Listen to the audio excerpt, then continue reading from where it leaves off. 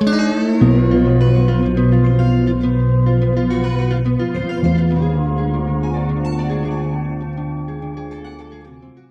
can you speak on your musical relationship with Jason?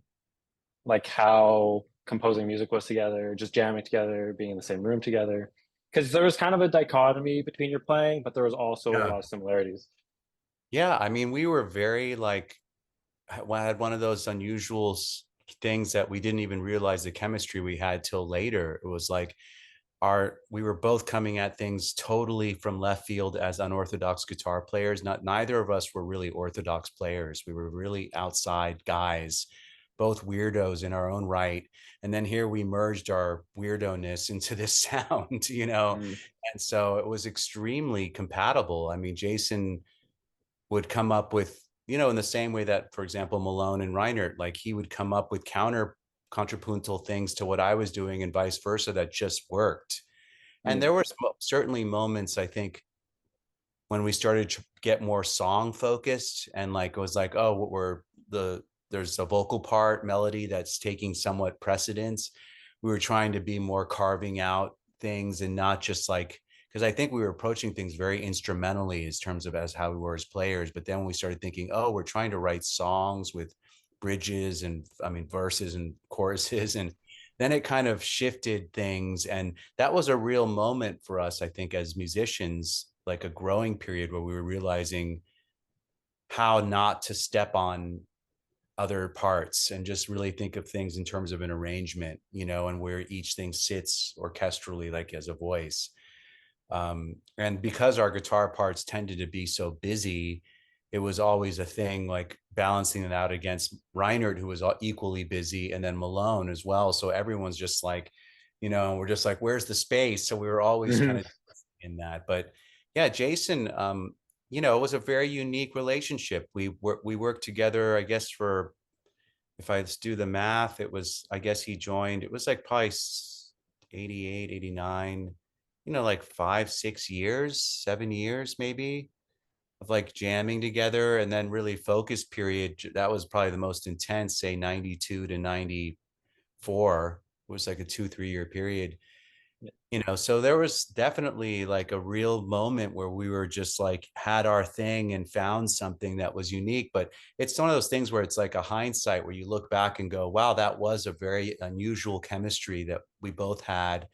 And it was a real moment in time for us too, like where we both were as musicians and how we met in terms of processing music as an art form in real time in the context of cynic songs. So it was this, there's a lot of layers to that are kind of inherent to the time period of in which focus happened. I remember reading a quote that from you that you would both play Bach inventions, two-part inventions, and swing them. Is that true? Yeah. Yeah, Yeah. like we both studied with this guy named Dave Weisbrot, who was like a jazz guy from South Florida, from Miami, who, back in the day played with Jocko and was like a monster jazz guy. He's the reason why we ended up with Steinbergers and headless guitars and all that. And he was one of those guys that was like teaching us, we were doing the inventions, all those two-part Mhm. counterpoint things. And he was like, he's like, man, the only difference between this and jazz is just try swinging this. So you swing the invention and suddenly it sounded like jazz, it was like super chromatic. And that was a huge discovery. It was like the first time I realized the parallel between classical music and jazz and how they're actually not as far apart as people seem to think. There was like Mhm. real links there. So yeah, so we both got that from Dave, who was our teacher, who was like opened all these doors for us and kind of introduced us really to the deeper jazz stuff.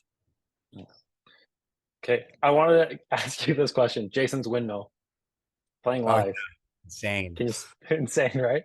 Oh my God. Yeah, just yesterday, my friend who helps with the Cynic socials sent me that thing that we posted yesterday, which is the 1990 show. I don't know if you saw this, but 1990 is a performance from this festival called Day of Death in Milwaukee. And I was just like, my God, we had the best hair.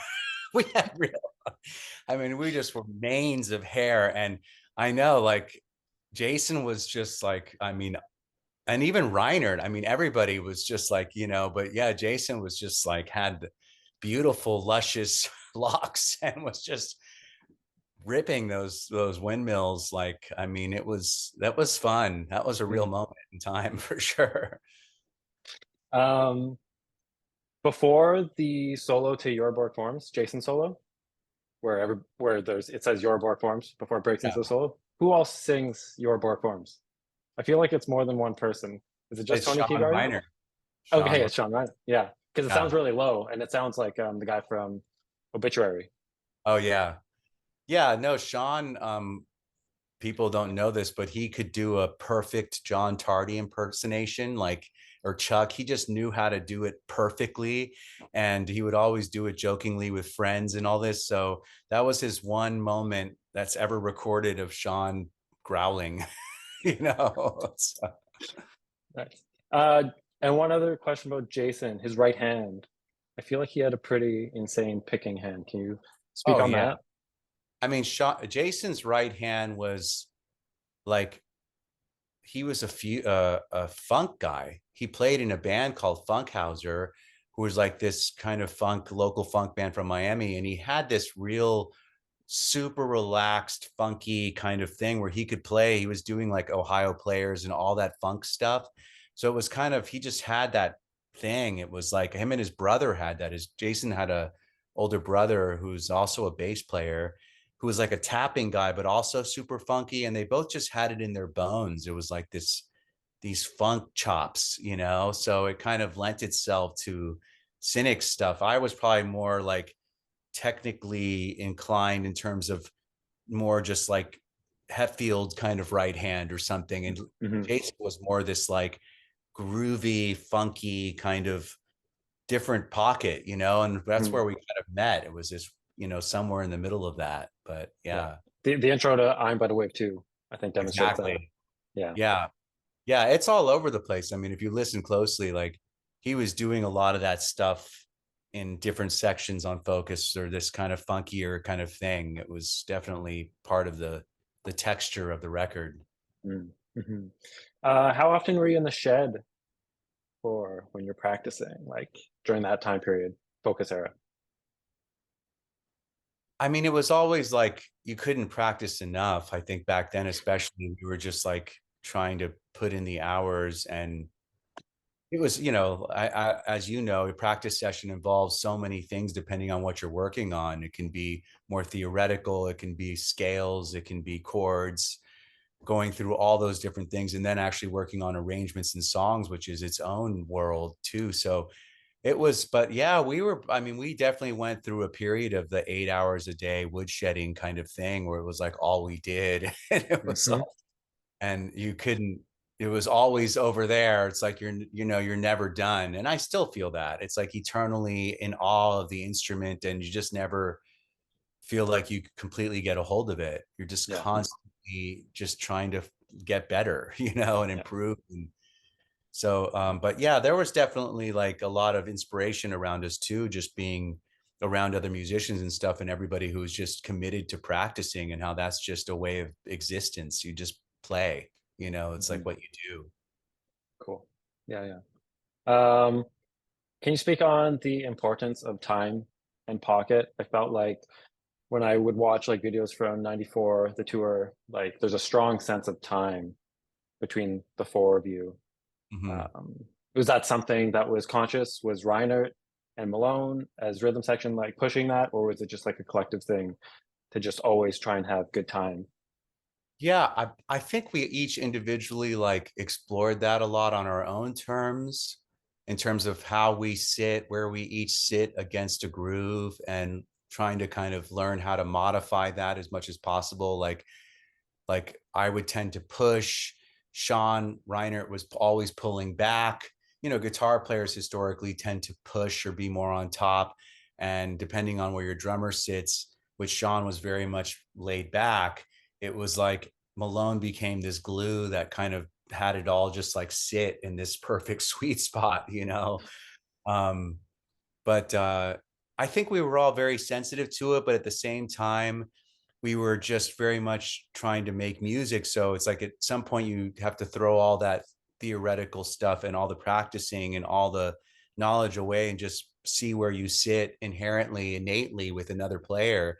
And that's just listening. I think just listening to each other and being very sensitive to where we are with, in the context of especially a live environment. But I mean, it was miraculous with Sean, especially Reinhardt. He would how much tempos would move, and consciously. It wasn't that he was just nervous. He was never nervous. He was just intentionally pushing and pulling, and then him and Malone were listening and playing around with things and constantly. So it was this improvisational aspect that was at work. And Jason and I, I think we were all very much like one organism at one point, because we rehearsed so much too. We spent so much time in the room playing together that we just kind of got to that point where it was background. It was just like, let's just have a good time and do windmills. It's like you know what I mean, where you're not thinking anymore. You're just playing and having a good time. What was preparing for the Focus Tour like? Was it just marathon practices? I think so. Yeah. By then we already had been well rehearsed and versed because of having made the record and stuff, and just already been kind of in a mode. So, but I think we were just, of course, preparing for our first real tour. We had done little van tours up the coast and stuff, but that was the first time we really, a professional tour with a band and with an opening for a band and stuff. So I believe so. I remember us doing a lot of jamming and playing and trying to figure out what our set was, and whether we were going to be able to play the whole record, which I think we did. Most shows maybe we played 7 songs instead of 8, but it was such a short album, we managed to pull it off. Yeah. Mhm. What was your? Can you just pick one moment of off the record that's your favorite of Malone's?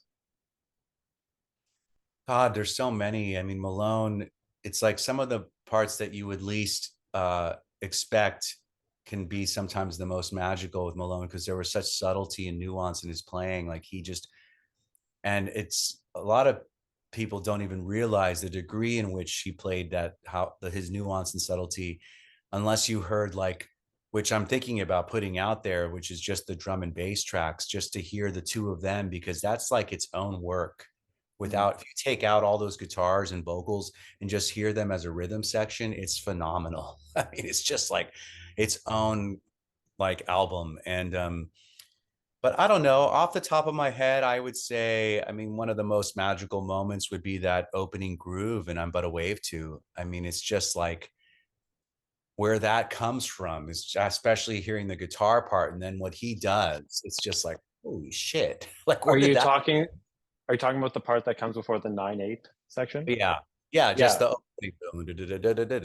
yeah, yeah. Yeah. That like repeating pattern and just how it sits against the guitar part. And then the 9/8 part after, just that sliding fretlessy thing is so beautiful. And Yeah, that's my it's, favorite too. yeah. Okay. Yeah. Yeah. I mean, it's so in contrast to the part before. It's like it goes from this busy but super groovy thing to this really open, kind of ethereal, soft thing.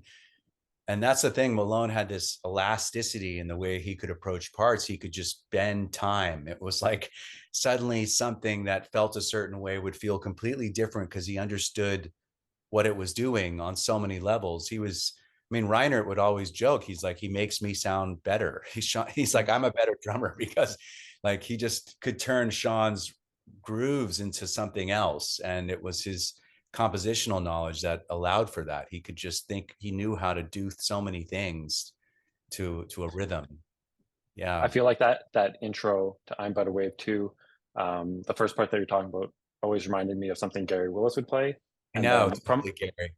and then going into like Mick Karn, which Yeah, I know Malone exactly. told me was a direct influence for that part. Yeah, that makes So sense. Yeah, it yeah. definitely has that Gary Jocko thing in the beginning, and then totally the Mick Karn, right, which is almost that quirkiness, but Malone's version of it was more beautiful. It was like kind of, Karn was a monster, but he was almost more quirky and kind of comedic or something. It was interesting.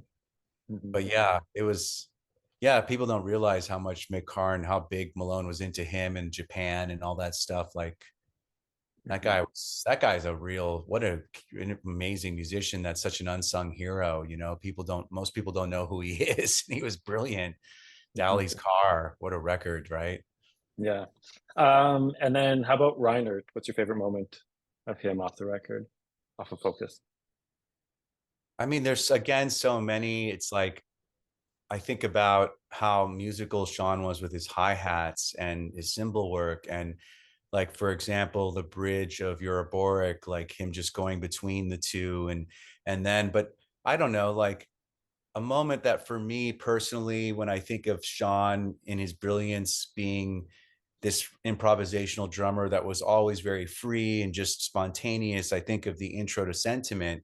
And as structured and precise as that sounds, it was created just him in the moment, just being free and having this groove and then adding these things.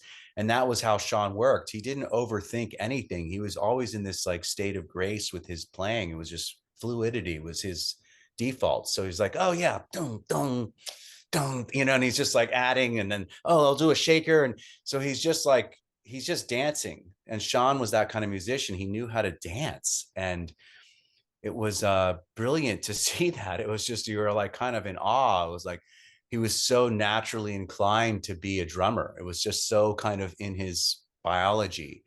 And so, I mean, and that might not sound as orthodox of a thing, but I just think of that Sentiment beginning with such a Sean moment, just being free and just expressing something and copying a vibe without even second guessing it. He didn't even spend too much time, but it just happened.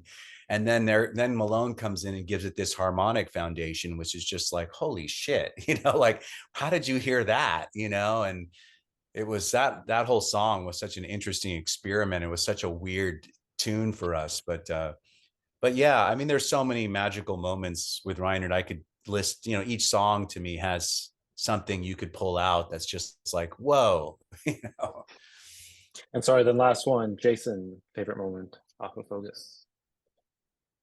Again, so many. I mean, Jason was so outside the box. Like he was such an unusual and unique guitar player with such a unique voice. And probably it would sound cliche to say this even though Cynic is an extremely underground band, for a Cynic fan, it will sound cliche, but I mean, I really believe that How Could I Solo is like a masterpiece. It's like a work, it's such a beautiful journey that you're taking on from the beginning to the middle to the end. It's like has this whole arc, and then it just releases with that passage that repeats at the end. And it's like a beautiful composition that in the form of a guitar solo. And so that probably, that would be like, that's my go-to, just to, if I just had to say immediately, because it's such a flawless piece that he just kind of executed. Yeah. Yeah, I agree.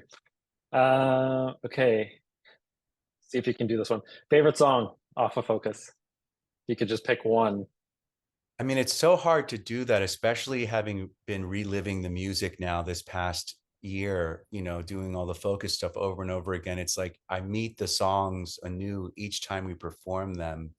And on some nights, I'm like, this song feels like I'm reconnecting with it and understanding it differently based on where I am now.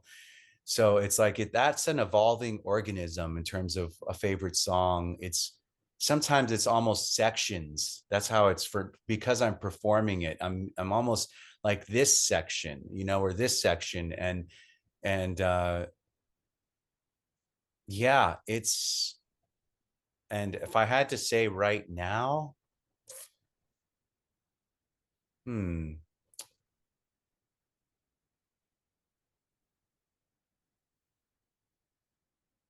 be a section that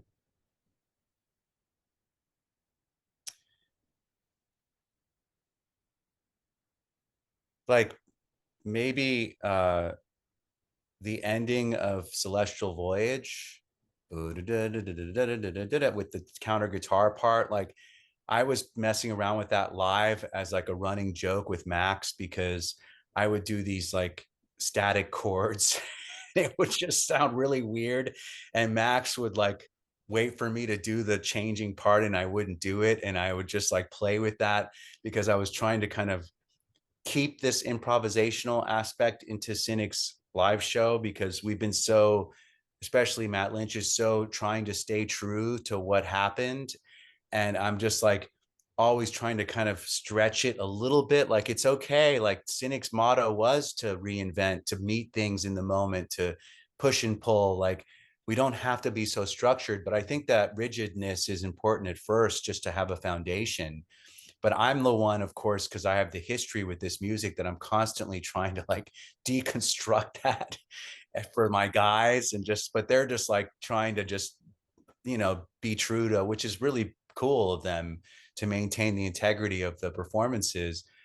But there is that, I think as a musician, it's especially to bring yourself to this stuff. It's like, it's not about flawless accuracy. It's about keeping the spirit of the intention of the performance alive, but bringing yourself to it, right? And just kind of redefining it with with bringing yourself, because you're a different player.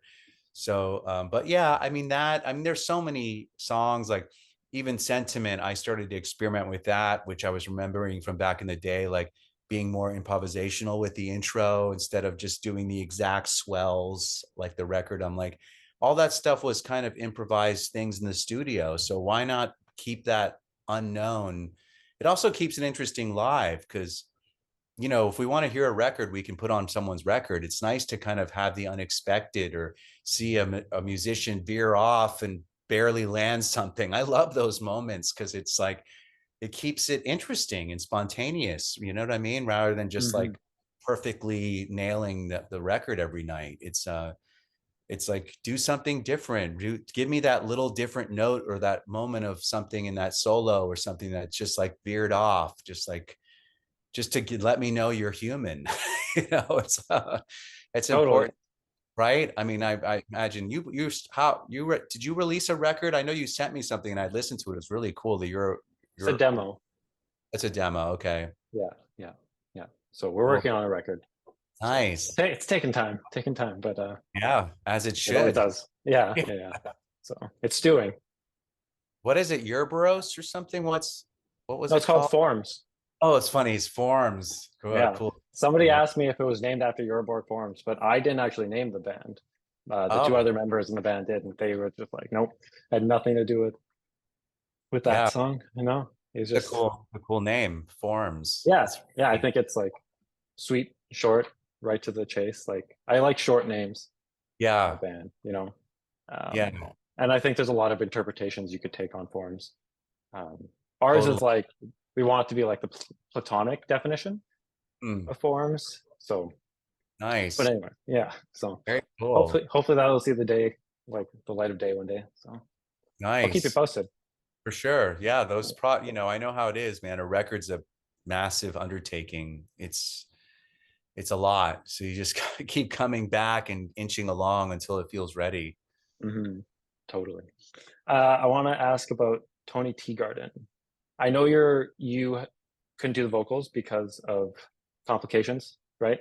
But how and why did you choose Tony Teagarden? Like, I think his like vocals are unique. I Oh yeah. know a lot of people just say he sounds like Chuck, but I know.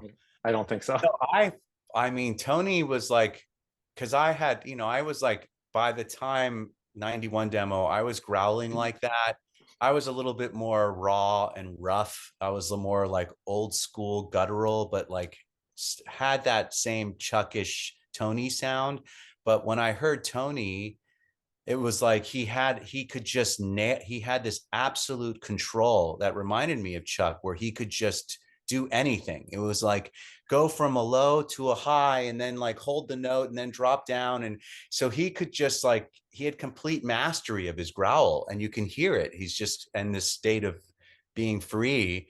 So it was so I'm Tony's biggest fan. I think he was one of the best growlers in the business. To me, Agreed, it's agreed. like the perfect synthesis of like Chuck, Tardy, but like he had the one thing that he had that I think separated him was he sang from the heart. Tony was like actually growling from the heart. It was like a heart growl. And as to where most growlers are just like purging or just being brutal, and it's just trying to cap this tone, Tony's like grabbing his heart and singing like the words with real affectation that was truly from a place of like emotion.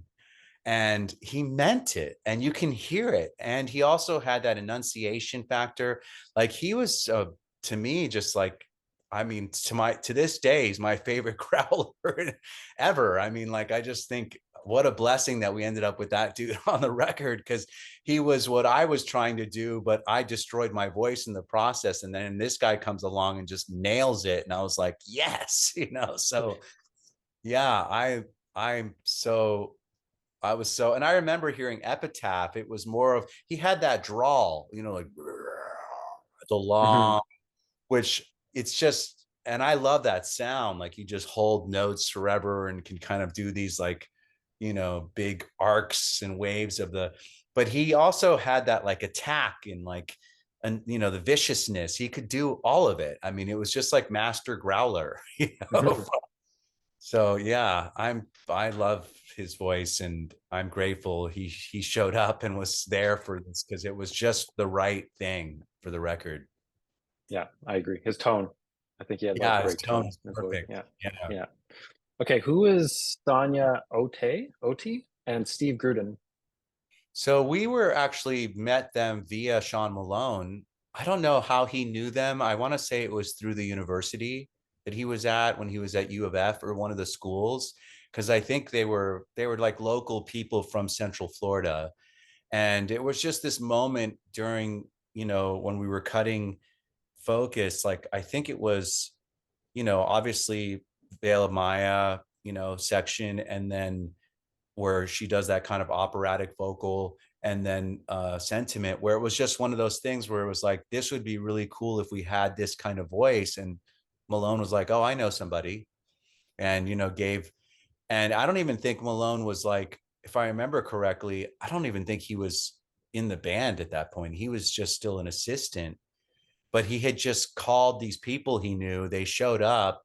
And what's really cool, which by the way, is we have all this footage, like when we shot all this stuff. And we're working on this now. Jason, myself, and my friend Jeremy are working on this, like the making of Focus stuff. And it's really cool to see all that and how we were kind of, and there was this one moment actually of Gruden where he was just so like bored. He's just like doing another take. He's like, okay, what do you want me to sing? And it's just like, and we thought, here we were, like it was so important to us when he was just a session guy coming in, busting out some parts, like, okay, what's that weird line, you want me to sing?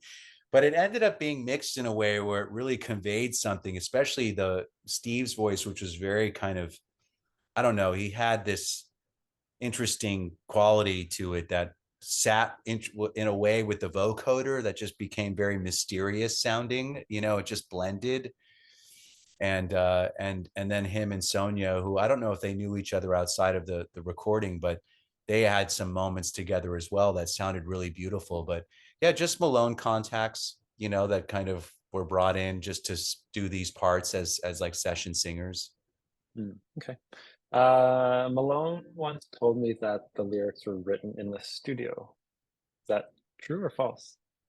No, I would say like probably 85% were written before we got in the studio, but a lot of stuff was modified in the studio, a chunk of stuff, because we were trying to figure out how things were working. And there was like certain moments, for example, like the introduction of the intro of Veil of Maya, just the in Maya's grip, illusion, like trying to figure out how that sat. And I think I like had a version of it in my mind on my 4-track at home, and then you get in the studio and it's like, oh no, that doesn't work. So we were like redefining things in the studio and taking words out and adding things. But no, I think we showed up, like our thing with, this was always this motto for Cynic, was like, we're not going to show up in the studio. We never had those kinds of budgets, like just go up and figure out your record on the fly. We showed up knowing our parts, had everything worked out, and that included lyrics. Like it was just trying to be as thoroughly prepared as possible. But we were thrown some, curveballs while we were in the studio, and things had to kind of get redefined.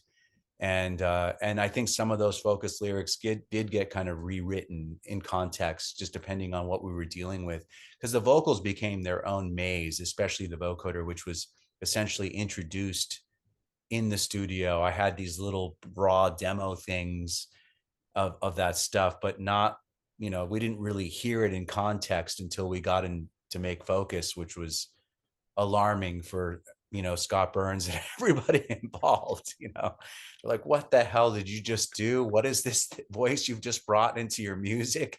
And like, this is what we sound like now. And he was just like, oh no. Like, because it wasn't the band Monty Connor signed, you know what I mean? Suddenly we sounded different. We had all these clean parts, and they didn't know how much we changed, right? But we were excited about it. But I think back in those days too, you didn't have DAWs, you didn't have digital audio workstations. We had 4 tracks and stuff, so you weren't able to hear things with this degree of precision, like a microscope. It was like you get in the studio and suddenly you're hearing all this subtlety in things that just you didn't. It was more raw, the home demos. So we had to kind of redefine things in the context of the studio and be like, oh shit, okay, that's what that sounds like.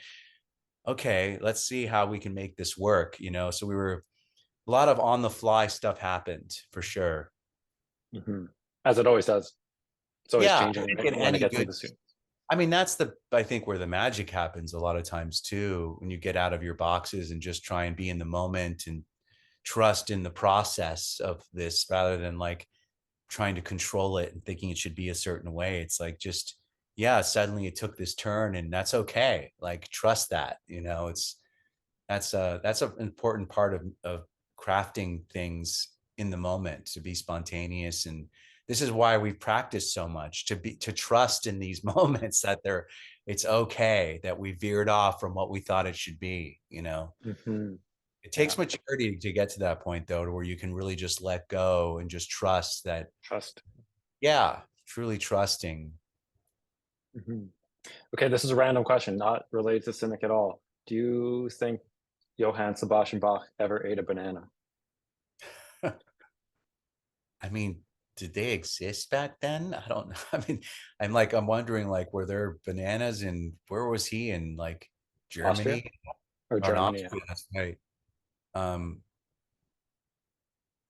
I could see him eating one, but I don't, you know what I mean? Like, you kind of imagine that and as a weird thing, but I wonder, was that a thing back then? It's an interesting question. I've Do been you? asking people, nobody has an answer for me. Yeah. I mean, that's a good question. It's like, were bananas available in that part of the world back then? Because they certainly In weren't. like Central Europe, I don't know. Yeah, Yeah. I wonder. It's like, I I mean he hung out with like high society most likely.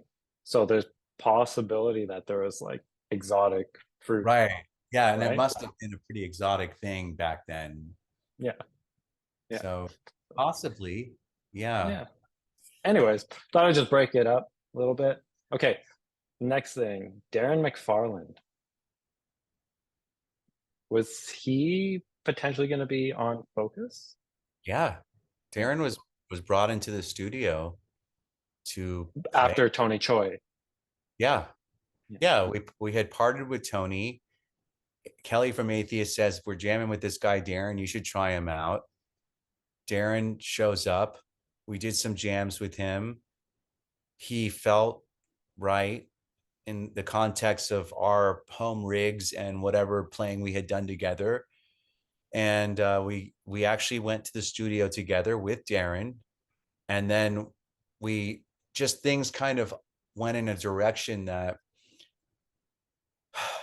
how do I put this? Like, we just felt like he wasn't in alignment with the rest of us. Like, the three of us had a certain chemistry that we had built up over the years, and Darren was coming at it a little bit differently. And when we put it under the microscope in the context of a Morris sound where everything is so perfectly heard, it was like, oh, this isn't right. This isn't right. And we had the difficult task of letting him go in the middle of the recording, Mm. which was not easy. It was really uncomfortable. And yeah, so that was the end of Darren. I mean, his stint in Cynic was probably, I don't even know, I'd say like 3 to 6 months, maybe.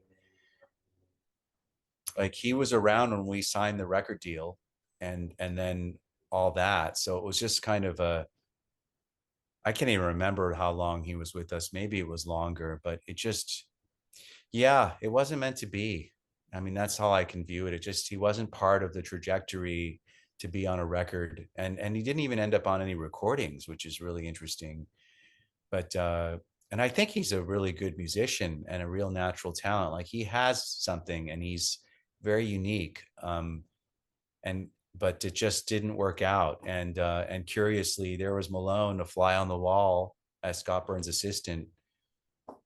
Turns out, he was the guy, and it was just a weird thing where it just things that got led in a certain direction, and it suddenly was in alignment, and we had this record form in a way that we would have never expected. Okay, but backing up, Chris Kringle auditioned for Cynic before Malone did. Yeah, I think Chris was in the equation as well, because Chris actually was kind of around us back then too. And I remember we like loved Chris, and Chris, obviously ended up being with us for Portal and And the and European tour. yeah, and the European tour. And there was obviously a real chemistry with Chris. I think the tricky thing with Chris was that he lived in the Midwest.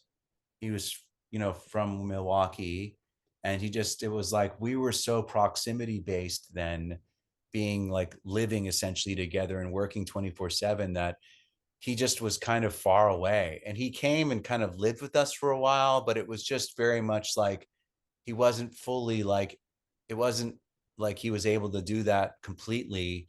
And at that time, nowadays people live all over the world and they'll keep bands going, but back then it just wasn't part of our ethos. It was like we all had to be in the same area and live together, be working together very closely. And I think that was part of it, because we definitely had a real kinship with Chris, and obviously we brought him back in for everything. And I just connected with Chris on the U.S. tour, and it was great to see him. I mean, he's an incredible musician and a really talented bass player, and a unique bass player. Like he has a very unique voice as well. Like he's one of those guys that got really into tapping and kind Mm-hmm. of contrapuntal tapping stuff with different parts, and like he was doing that way back in the day and just had a real sensibility and style. So yeah, I mean, again, one of those things, just some kind of alignment that didn't lead to him being in the band. I don't know, like, why it wasn't when Darren was gone, we didn't call Chris immediately. It was like, it was one of those things, because we didn't have any falling outs with Chris. It wasn't like there was a personality or anything. It was just, I think, like the distance thing or something. Darren was living in the same town as Kelly, or from that area. So he just literally came down, it was like 3 hours north of us or something. So it wasn't that far. But when it involved plane flights and stuff, it was just like they seemed like they were from another world, you know. So, Uh, Chris also sung backup vocals on the European tour. yeah, Chris could do backgrounds and sang like on Sentiment, I Yeah. think, and maybe Veil of Maya. So he Okay. was doing some melodic vocal stuff, which was really cool. And is this true? I remember reading this a long time ago. You can verify it. On the European tour, you guys performed the Focus set twice in one night for a crowd.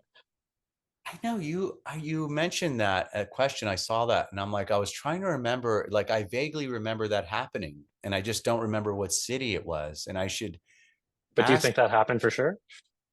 I think there's a good chance it did, because I'm like, I think we did do that, and I can't remember where it happened, but where we did the show twice. Yeah. And it was like, because our set was so short, we just like had to. So, but I'm can't like, it may have been like, no, I want to say like Eastern Europe or something, but that was something else. That was a different incident. But Okay. yeah. But And on the what's that? no, no, no, no. I mean, I'm curious where you read that. Like, it's like, A blog years ago, okay, like yeah. even when the cynical sphere was still around, like Oh, around that okay, time. Yeah. okay, So yeah. yeah. Uh, during the European tour, you guys used to open up with "How Could I" and end with "I'm But a Wave Too."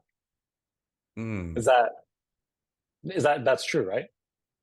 Yeah, I mean, we actually, like, everything was so interchangeable then, and I do feel that to a degree now. It's like I was just mentioning that to the guys, like we've been playing the record in order, and I'm like, man, like the first, like it would just be cool to kind of, we don't have to do that. It'd be good to kind of find a new sequence.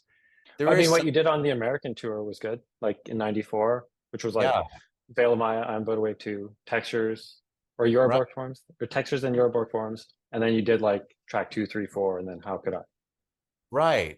Yeah, that could work too. Like there's like, it's kind of interesting. Like, yeah, I'm But a Wave To would actually make a really good intro song too. Like just that instrumental opening, and you think in context, because I think like, and some bands do this that are like very seasoned, they will open with a more kind of instrumental passage so that the mixer can just get everything in a sweet spot with the room full. And it's just like they're kind of getting the room warmed up and the mix just right before they break out into, you know what I mean, vocals or whatever.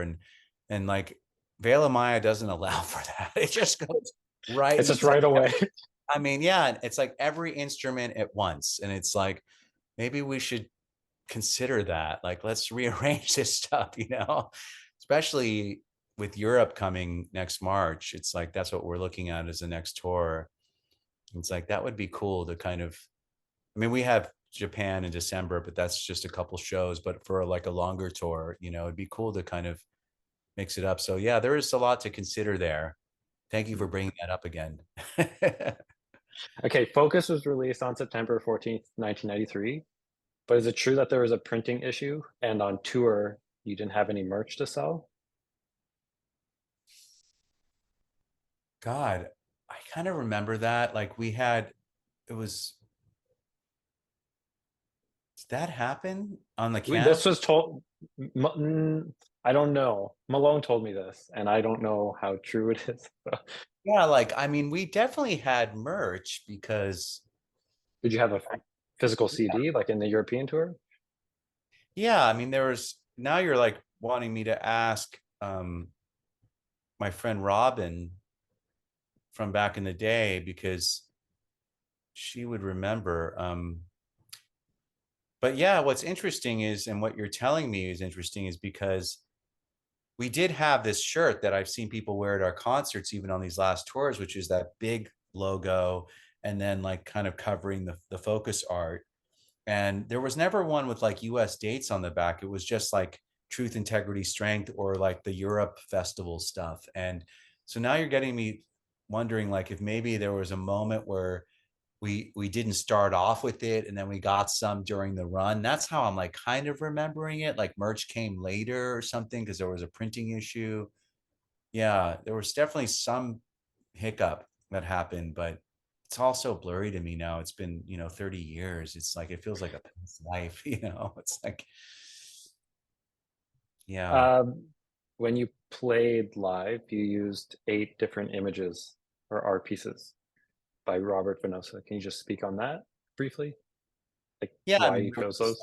it was like a lo-fi, version of trying to bring this aesthetic into a live context. And back then you didn't have big projection capabilities. So I literally got like, an old school slide thing that you'd see in old classrooms and an old school slide projector. And with my foot, I was changing it between each song. I had slides made of Venosa's artwork, and just thought it'll give each song a different background. It was just a way of bringing some degree of aesthetic sensibility to the live concerts. And Venosa felt so connected to what we were doing that I just wanted to kind of merge it in a kind of lo-fi way. I know it looks very indie now to see that, but I thought that was cool that we just even made an effort, to kind I of, loved it. I thought it was a great addition to it, the show. yeah.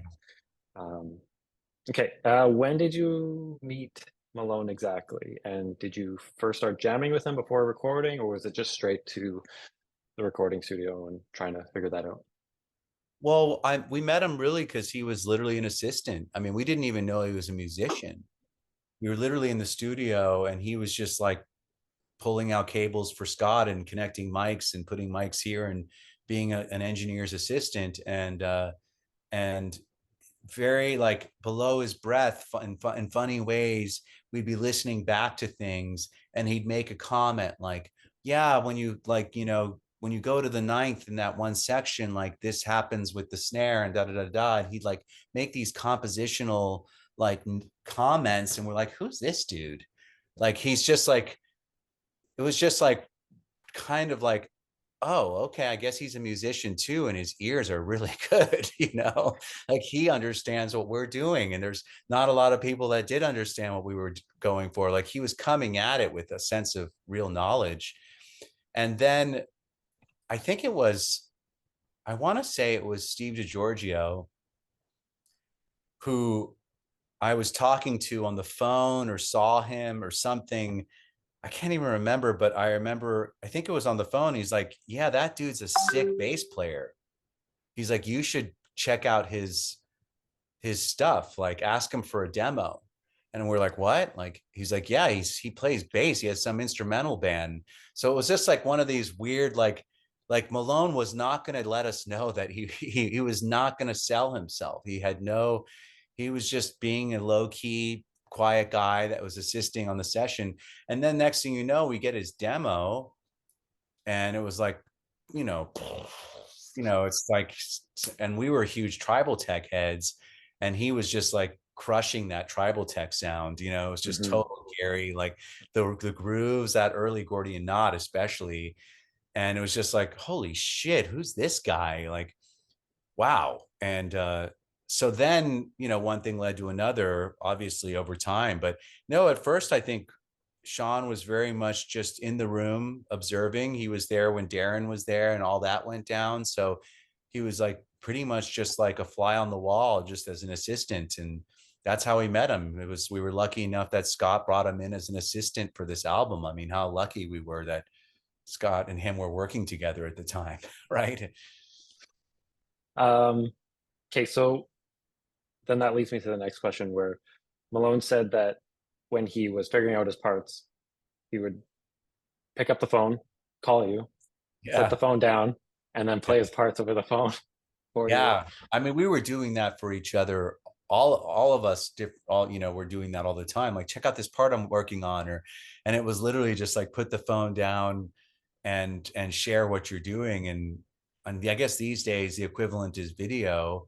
I guess, although some people might just sit there and put the phone down still, but yeah, that was the way that we shared ideas. It was, this is pre email, pre internet. So it was the most immediate way to convey something in the moment. And yeah, I mean, I was doing that with Chuck for the human stuff. Like, we were always kind of calling each other and just, this is what we did. I mean, I did it with Reinert. I did it with Goebel, and I would do that if we weren't getting together um, that day or something. I mean, usually we were flushing things out in the rehearsal room, but Malone in particular, because he was living north, he wasn't in Miami with us, so he would just call and be like, check this out, and it was always amazing to hear him play, like, Of he's course, such of course. a brilliant player. Yeah.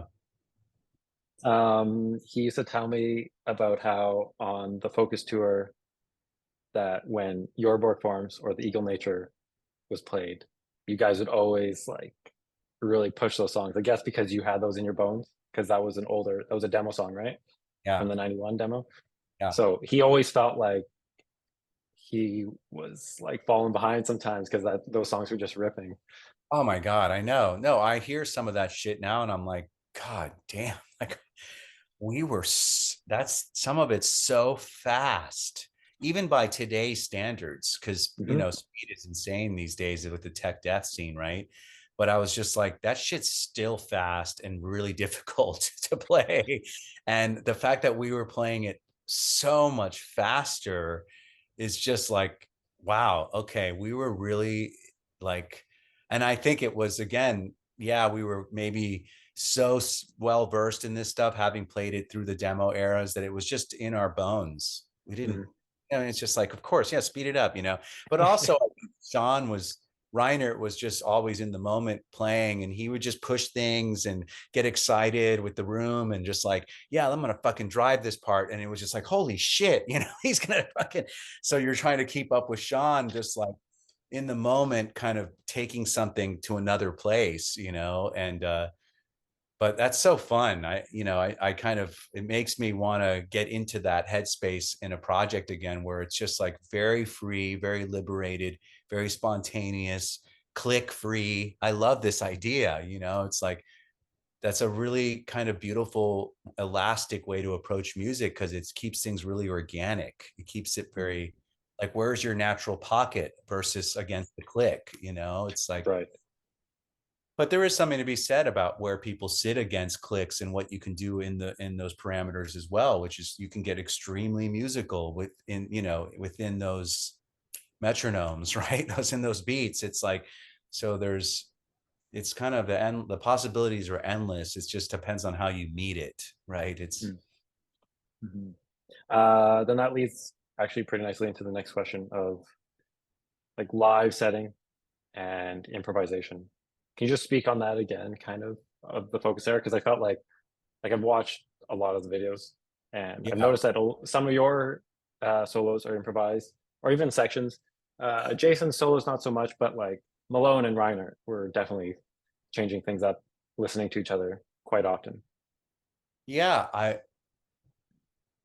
That was very much inherent in the way things, I think, kind of, as much as we were spending time in our bedrooms constructing parts and trying to flush out like song ideas and arrangements and riffs, it wasn't until that we got in the room that we would really kind of find it. And there was a lot of, obviously, like arguing about what we think should happen, but there was also these like moments of pure improvisation where we would just find a new direction for something because we just suddenly, an idea happened in the moment. And I think live, that was a big part of, definitely, Malone and Reiner. They did that all night long. They were constantly taking things. Whoa! I just heard a car accident. Oh, Wow. Yeah, that didn't hopefully sound so. everything's okay. Yeah, who knows? Anyways, yeah. So yeah, Sean and Malone were so in sync and so attuned with each other that they had this freedom where they would play, and they would kind of, Sean would do some kind of phrase, and Malone was right there with him. It was like they would just, or vice versa. Malone would trying to go into some kind of, you know, like weird ostinato thing or something, and Reiner would just like pick up on it and just start, and they would do these things that were constantly playful, just as like high level musicians, just in their flow state, right? So The section before your solo in I'm But a Wave 2, they yeah. would often like riff off of one Oh another. yeah, exactly. No, and I Like found, Malone would be doing this like pentatonic thing, and it'd become like super yeah, funky. Yeah. yeah, I know. Yeah, there's a lot of that. And these guys were doing that all day long. Like, I mean, it's one of those things where I wish we had at the time captured all those live shows, because there were so many idiosyncratic moments that happened that were just so spontaneous and cool. Like, I even recently discovered this moment. We used to do this thing, and I don't know why we were taking this extended break between certain songs, but I think it was just this in the set where Malone would take a solo. It was just a bass solo, and I was doing these weird kind of dissonant kind of ambient swells, and he was just jamming, and it was so beautiful. And I have one that's just like, wow, listen to that. It's Was that in like between Sentiment and How Could I? Or I what don't songs even was know, that about? but yeah, it's like I just have it as its own piece that I found Mm. on something. But there was a lot of those moments, and it's just like so beautiful. It's like Malone just taking this really expressive solo over these improvised guitar chords that I was just doing, or Jason would, we would just take turns playing, like, and he would just listen and play something, and I was just like, that happened all the time. That's just like, and I think that's what kept it interesting, right? Because we were just trying to kind of keep it fun and playful, and we were also actively participating and learning and trying to develop our skills in the jazz environment. So it was like bringing some of that into this context was always at work. We were trying to kind of keep it fresh, right? It was, Yeah. but yeah, I mean, it's, I think a lot of those solos were, were like probably improvisations that became, developed. Oops. Um, here we go. So yeah, it was like, a lot of different things where we were kind of trying to kind of, I think, combination of improvisation and very kind of, you know, worked through compositions that ended up getting very solidified and structured, right? There was just a combination of both those things. But live, I think probably Malone and Reinhardt were the most free. Jason and I were trying to stay as true to as possible, but at times, little strays here and there. But I think Malone and Reiner were really kind of dancing around constantly as a rhythm section. Like, I don't think Reiner played the same thing twice ever. Like, he was Or just, Malone. yeah, Yeah. there was always little things that were just being turned and twisted, and it was just the way they played. Yeah, it was beautiful. Like, yeah, Yeah. watching those live videos, looking back, yeah, Yeah. they had something going. Right. Yeah. Oh, Uh, yeah, you can't put your finger on what they had. I don't even think they fully understood what they had. I know that Malone expressed it a little bit. He said it the most I'd ever heard him say it after Reiner died, where he was talking about trust and that he had this complete trust with Sean, and that was such a precious thing or whatever, and so rare. But like, he never really like, and I don't think Reinhardt ever fully elucidated or like elaborated on what they had. It was just unspoken, very telepathic, very organic, like karmic connection that was deeply musical. It was like, it was not intellectualized, it was felt, and it was just what happened when they played together. It was fascinating. mhm. Okay, I have a few questions left. Okay. Was there a click used in the studio for Focus? No, Okay. no, I think like maybe the intro to How Could I, we did something because Sean had actually played that part on octabands, which were programmed, no, not octabands, but his SPDS. He programmed the, that kind of keyboard sound. But I think he kept a click for that, just for that beginning part. Maybe like there was a couple sections where we like set up a little 8-bar click or something to just like line something up, but no, the whole album was click free otherwise. And Mm, if you, I mean, that's one thing, like Matt Lynch, when he was transcribing Reiner's parts, like he was trying to stay somewhat true, but rein in to a degree, like, because there's some songs that it jumped, right? There was like a big jump from the beginning to the end, or certain sections would really slow down. And he was trying to kind of mitigate that, stay true to it, because there are a lot of tempo shifts, but not, where it would just feel the most musical for him playing it, playing those parts live. So it was like, but yeah, there was like this grid where it kind of like slows down, speeds up, that's just how Sean played. I mean, mhm, he did it all intentionally. He knew exactly what he was doing. It wasn't that he could play to clicks. That was easy for him. It was just, and it was just, we didn't want one, it was just like, hell no, no, we want to be free. We want this record to just, kind of capture something in that moment. mhm. And then another thing about the record, there's a lot of like buried and layered vocals. Like on How Could I feel like there's a lot. Um, After Jason's solo in Sentiment, there's two vocal lines going on. I've noticed in some of the lyrics, you don't include both of the lyrics that are sung for Sentiment. You know what I'm talking about? Which part? It's right after Jason's solo. There's two vocal lines. In the original 1993 um, release, it has both vocal lines. At first, I was reading, I was like, "Where is this vocal line?" But then, Oh, you're saying oh, like the actual vocal part in that section. Mhm. Yeah, Yeah. Oh yeah, there's like a bunch of parts right there. And I remember when we were doing Refocus, it was very tricky to kind of like figure out how to kind of define that again, because I think the way that it got defined on the original Focus was it just kind of ended up that way. There was like, it was one of those, like, there was like two like counter lines. I was trying to bring the beginning and the ending and this whole like post part together, and it just kind of ended up sounding the way it did. And it was like, okay, I guess that's what it is. But yeah, it was, yeah, that song had a lot of little secret weird vocal things that are not completely clear. You know, there's that record's full of whispers and talking parts, and there's tons of that. Yeah. Yeah.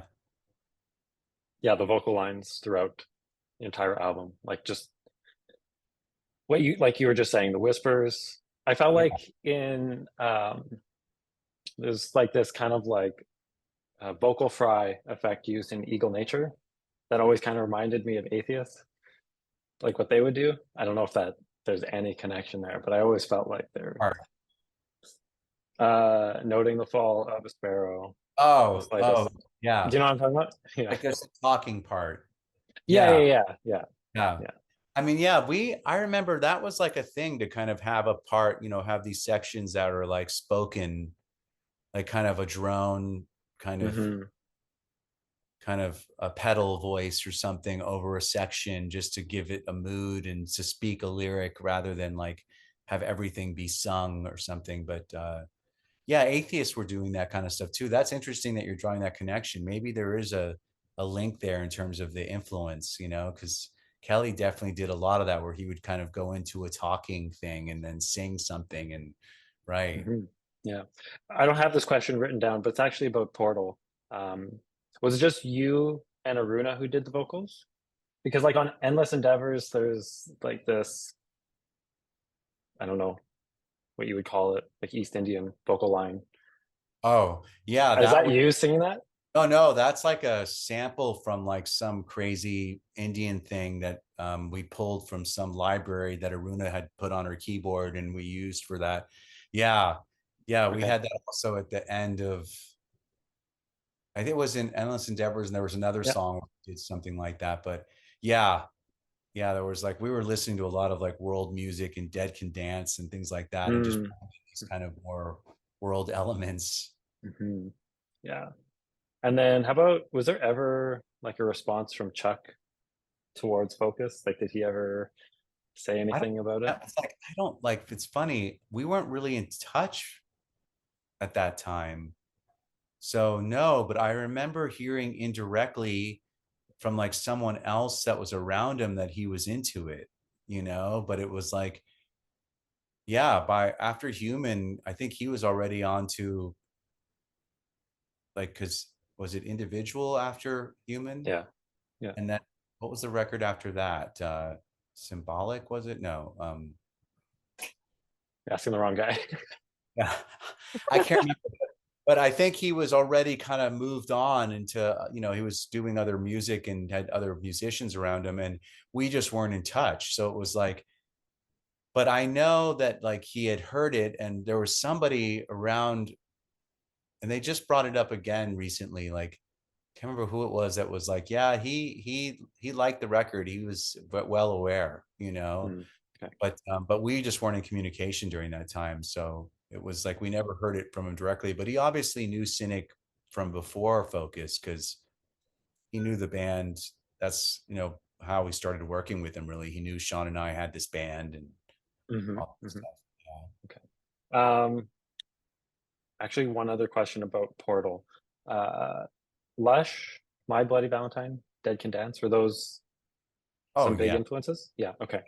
Oh yeah. We were just so, I mean, it was like one of those things where I think we had gone so extreme metal and the heavier stuff for from like the more punk thrashy demo days to really kind of almost becoming a tech death band to then Focus hybridized, and you know, a good 7 8 years of just like tunnel vision that we just wanted to kind of go in a different direction. We were so, and then obviously like traumatized by the scene and feeling out of place and not loved, and just like outsiders with these super eclectic tastes, and we were just, we felt so like we didn't fit in anywhere, and Portal became like our new outlet to just like okay, let's do something completely new. And like with barely any heavy guitars and, just clean tones and more melodic singing. And so it was just a kind of a new path of trying to redefine who we were. And I remembered us, we called Roadrunner and we're like, we're no longer Cynic, we're changing our name. They're like, what? We're just like, yeah, it doesn't, this is not, doesn't sound like Cynic anymore. It's a new, and they're like, okay. It was, that was kind of how we said we were breaking up. It wasn't like we're breaking up. It was like, we're changing our name and we're becoming something else. And then that led to a lot of, you know, confusion for us because we realized Portal wasn't necessarily any more accessible or like an easier road to build a career. It was even in some ways harder because now you're in a more kind of commercial world or something and competing with all. Competitive. Yeah, it was just a different. And then we felt out of place there too. We're just like, wow, we don't feel like, you know. And I think we were just so at odds with finding our way within the navigating the business. We were so young, and didn't really have a lot of support around us. We didn't have managers and people guiding us. It was more just like these artists that were hypersensitive and just focused on our instruments in the woods, just trying to get our flashlight and find our way through a trail. And it was just like, man, we just want to hide in the corner and practice. It's like, it's a different time now. I think like there's a different way in which an artist meets, this like approach of like you can, I feel like it's gotten more practical. There's a more practical approach to all of this. And obviously in the age of the internet, you can navigate this and you don't have to, it's just not as like unknown. Like back then it was very, you were at the mercy of these record companies to kind of give you an opportunity. And now artists can kind of build things on their own terms, which is just incredible situation for people. Freedom. Yeah, absolutely. Okay, how about this? Was there any riffs from Focus era that made it to Trace and Air?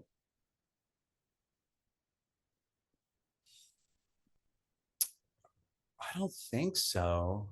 Okay.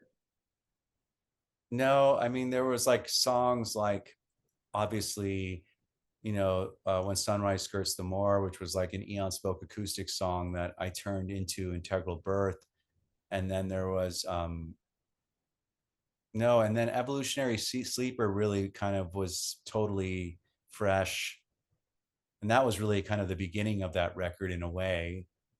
But no, I mean, like for the most part, that was all like kind of that record just kind of came through. And that's when, I think Sean and I realized that we were naturally inclined to make another Cynic record. It just felt so organic again. It was like, oh, and we had done that for so many years. It was so embedded, right? That it just kind of made sense to just, so I think it was like, and I always say this, but it's like you tune into a frequency, like a Cynic's like a certain frequency that you kind of to get the dial set. And then it's like, oh, there it is, and it's like, oh, that's the sound. And that's, although you're trying to reinvent it and not repeat yourself, right? You're trying to kind of keep it evolving as much as possible. There's this thread, there's like and it doesn't have anything to do with the person. It's more of like an attunement, and I think other musicians have been able to tune into it and kind of access that sound, right? It's like, it doesn't belong to us, Mm, just happened to have more access to it at one time and kind of made a record with it, but I do feel like it's there for everybody, right? It's like all music, it's not proprietary. It doesn't belong to us, right? It's once you let it go, it's not yours. yeah. One Yeah. especially, I think it was Bowie that said it was like a song isn't really finished until it's heard, until it's shared. You can do things in your bedroom all day long, but until others have actually reciprocated and participated in listening to it, then it actually gets activated. It becomes a living organism, which makes sense. Hmm. It takes more than one of us to kind of bring this thing to life, right? We're all in this together. I like that. I love that idea because it makes music feel very collective, which is true. Hmm. Yeah. And very participatory, Yeah. right? Or just art in general. art in general. I mean, that's really true for all art. It does feel like that. It's like it's all happening as one organism, and we have to kind of reflect back what it's doing to each other in order for it to exist. And yeah, it's really fascinating in that way. Mhm. Okay, my last question for you. Truth, integrity, strength. Does this still sum up focus? And what does focus mean to you right now? Yeah, it does. It's funny. I remember when I came up with those words, I had asked Sean Reinert's mom, who would like, I would defer things to her because she was like an English teacher and she had a school that was a school called Atlantis Academy that was for like kids with learning disabilities. And she was this lady with like encyclopedic knowledge. And she was just like so cool, Sean's mom. I mean, she's still alive and I love her, Tish. And and I remember like asking her that, and I remember even running by her the definition of the cynic thing, and is it okay to say this, like it's a group of ancient Greek philosophers, and she'd like edit things and look at stuff, right? And I think I had this vague memory of like going truth, integrity, strength. What do you think? She's like, that's powerful. I like that. You know, it's like this mother figure, but who's an English professor kind of person going, giving me her approval, you know? And but I think about like the origins of that and the earnestness of where that came from like the mind of a, you know, 20, 21-year old, you know, and how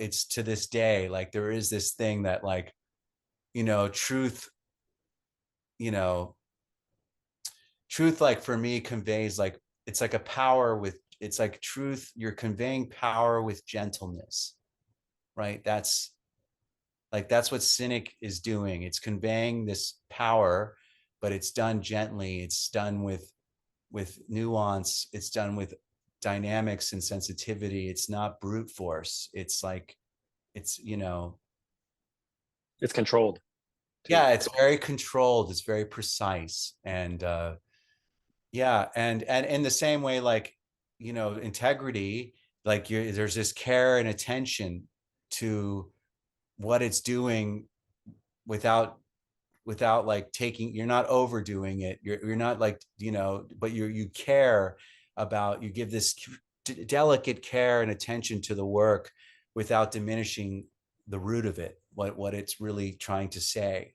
And that's the integrity aspect. And then the strength, I mean, that's like, you know, how do you, it's like, I mean, to like, I think about especially that time, the terror that we were all feeling of being alive in our bodies, coming from the trauma of our homes and the world that we were growing up in, and for how we survived, you know, and used music as a way of maintaining, you know, it was like a way of existing. It was like this, like we were committing ourselves to this path of music, of art.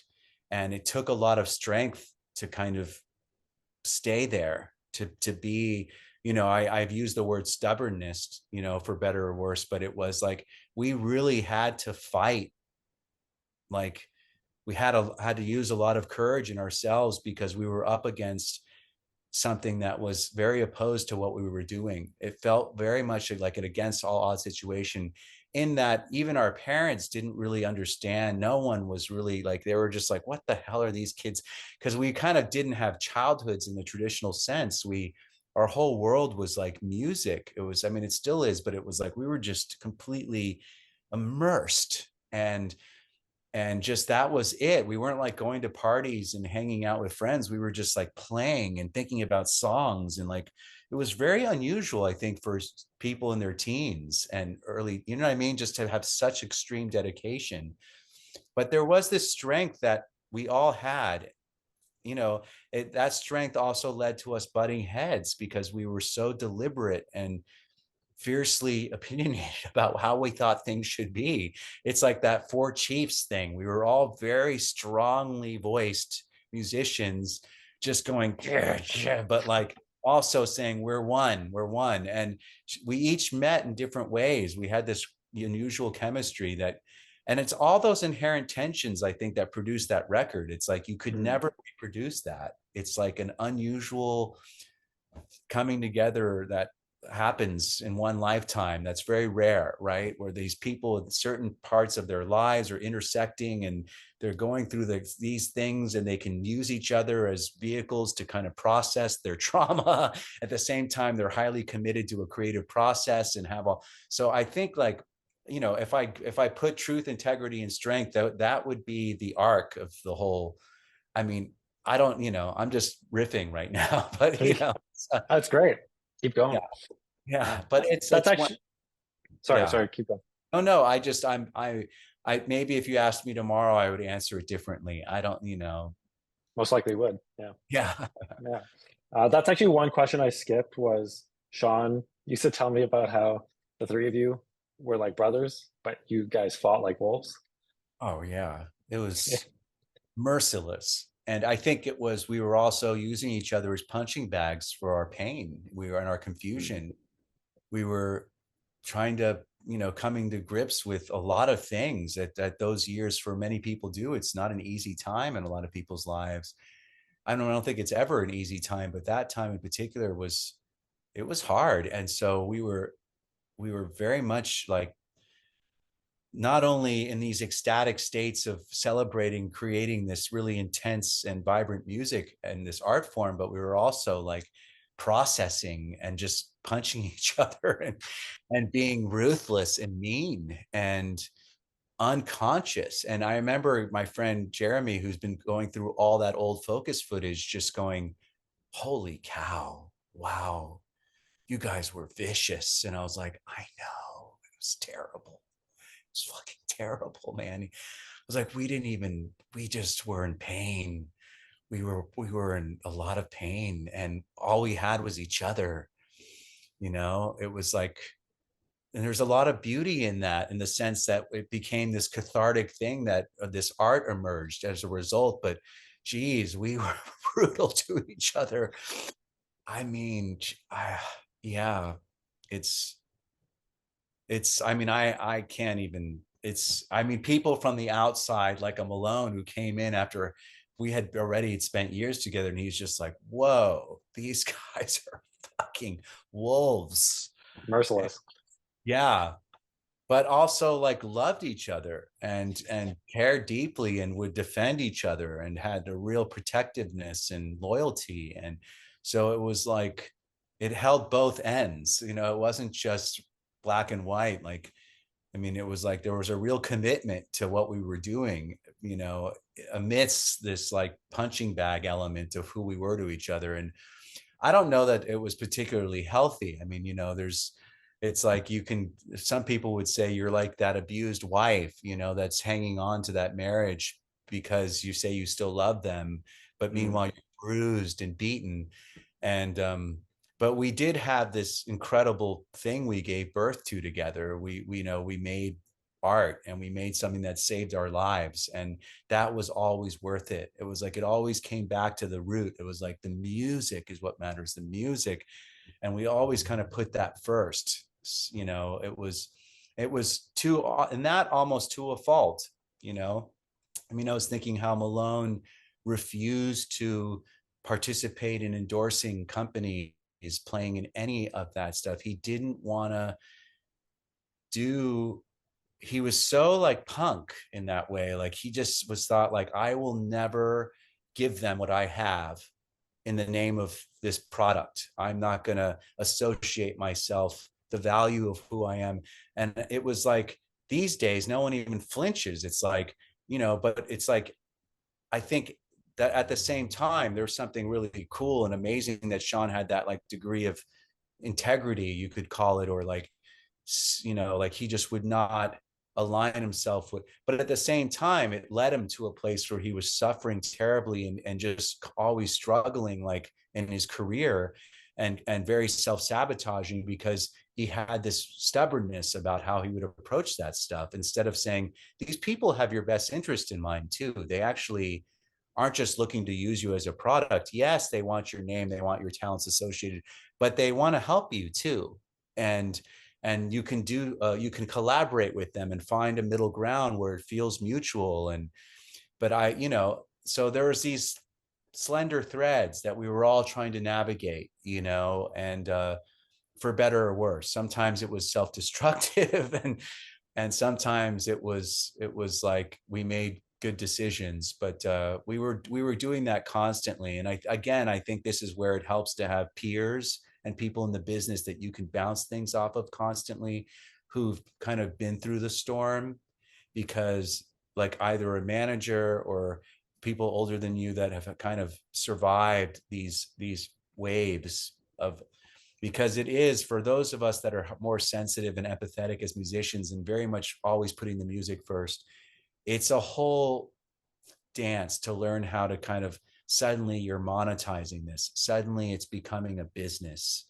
And it's like, wait, I never did this for bit, I never cared, I never that, now I have to like turn this into a product. And do you know what I mean? It's a real dichotomy. Yeah, for Artists sure. go through. And we It went can through. it can take away the magic.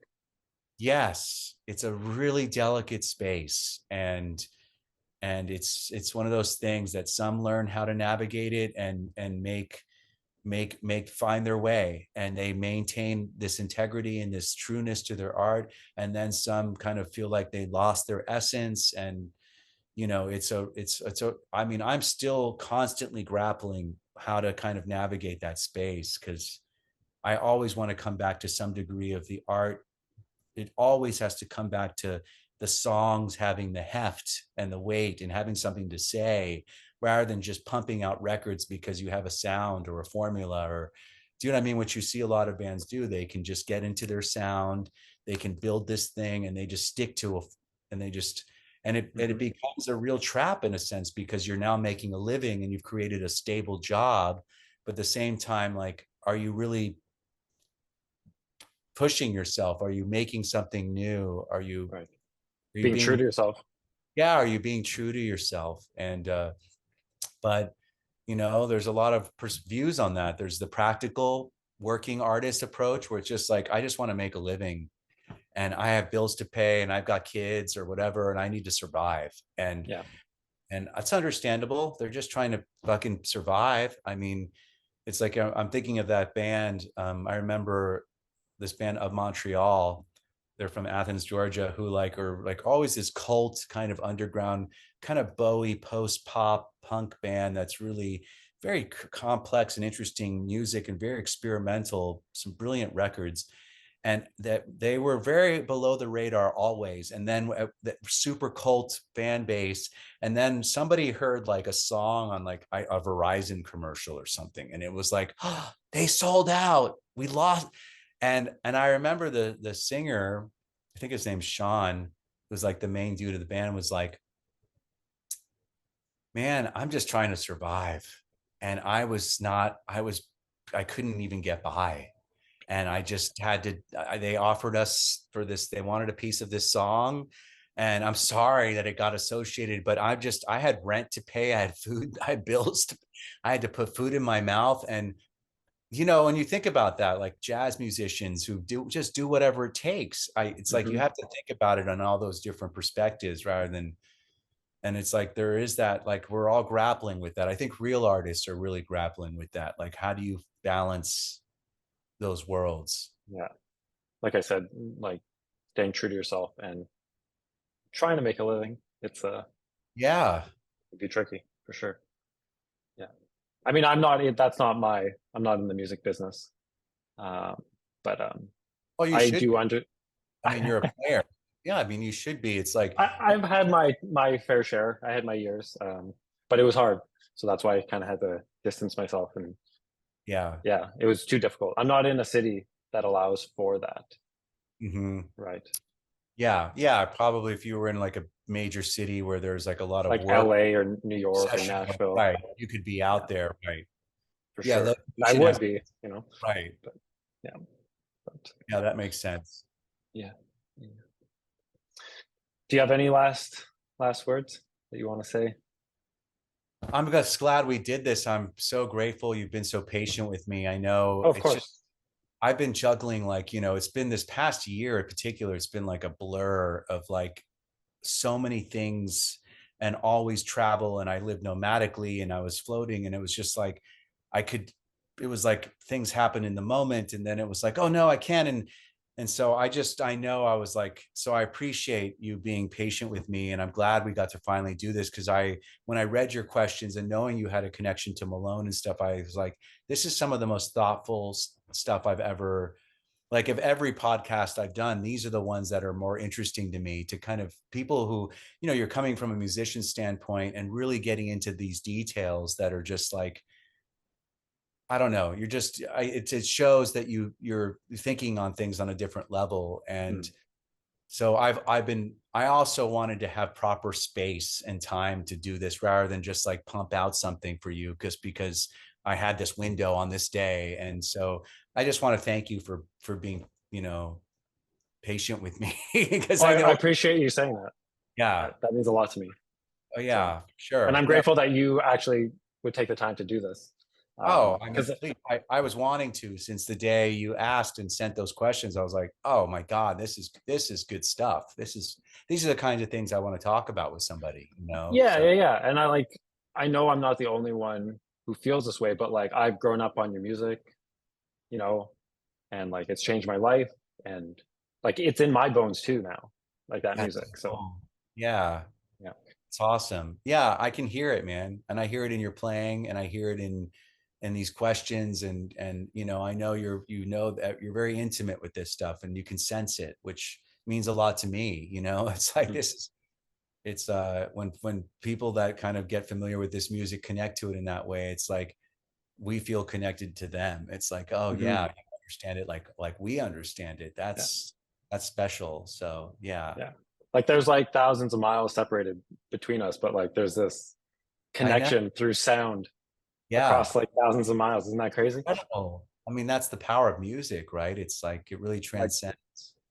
it took like, like the first time I ever listened to Focus, I was like, what am I listening to? But like something about it just kept coming back to it. And like there was this connection. It's like, man, these guys like understand me. Oh, this was written in 93. I was like one, Wow. So like it's just transcends time. And like it still has this resonance, I think, and will continue to, I believe. Yeah. Yeah, I hope so. Yeah, I mean, it does what it does, right? That's what music, you kind of just put it out there and then see what happens. But Yeah, exactly. yeah, very Yeah. cool. Yeah, thank Well, you. I appreciate it. thank you, Paul. This is great. And I think people will really enjoy listening to this. For sure. Yeah. Yeah, let me know if you need anything else too. Obviously, it's like, I don't know if there's more questions or whatever, but we can chat again sometime if it's good for you. Sure. Yeah, I can come up with more questions. All Awesome, right. man. Okay. Yeah, Well, great chatting. yeah, And good. let's keep in touch. For sure. Take Okay. care. All right. Bye, Paul.